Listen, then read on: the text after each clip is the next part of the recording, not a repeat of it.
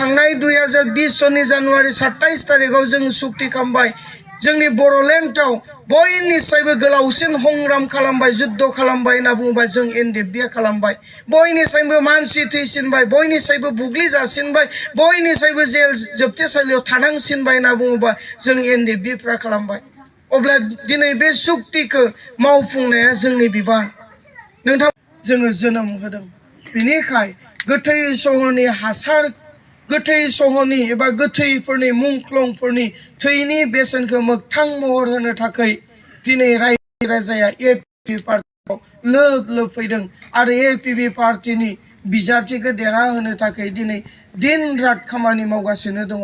बेनिखाय जोंनि पार्टिया खम समनि गेजेरावनो जेरावबो गोसारदों आरो रायजो राजाफ्रा फैबाय थानाय समाव एपिबि हान्जानि बिजाथिखौ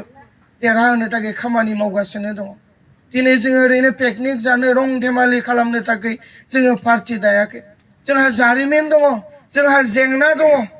आरो जोंहा सिमां दङ बिनिखाय जोङो पार्टि दादों जों जेब्लानोखि जारिमिनखौ नायो मोनसे समाव बर' हारिया जोबस्रांनो नागिरबायमोन आं दिनै बिमानि रावजों बर' रावजों नोंथांमोननि ओनसोलाव फैनानै बर' बाथ्राजों आङो बाथ्रा बुंगासिनो दङ बे बर' रावखौबो रायज्लायनो जोंहा अधिकार गैयामोन बाजैमोन बर' रावजों रायज्लायनो मोनामोन नोंथांमोना एसेबां समायना रमायना दख'ना गानदों बे दख'नाखौबो गाननो जोंहा अधिकार गैयामोन जों बेबायदि मोनसे जाथि जोंहा गावनि हा होनो जेबो दखलसेबो गैयामोन नाथाय जों दिनै माबायदि सोरजिखो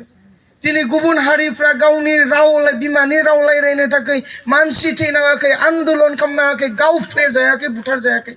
नाथाय जों बर' जातिया बिमानि रावखौ रायज्लायनो मोननोबो गावथारजादों बुग्लिजादों जेल जानांदों जों बेबायदि जाथि